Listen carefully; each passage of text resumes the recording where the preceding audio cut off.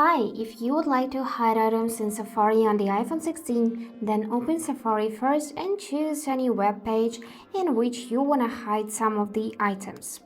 For example, I selected this kind of a website because there are many pictures, many advertising, which we can hide.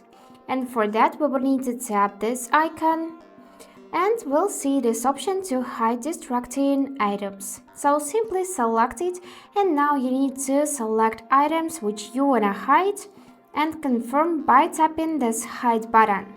And here you can see the amount of items which are hidden. So tap again, select the hide one, tap again, select hide, let's tap again, let's tap on this picture, and now let's tap the done button.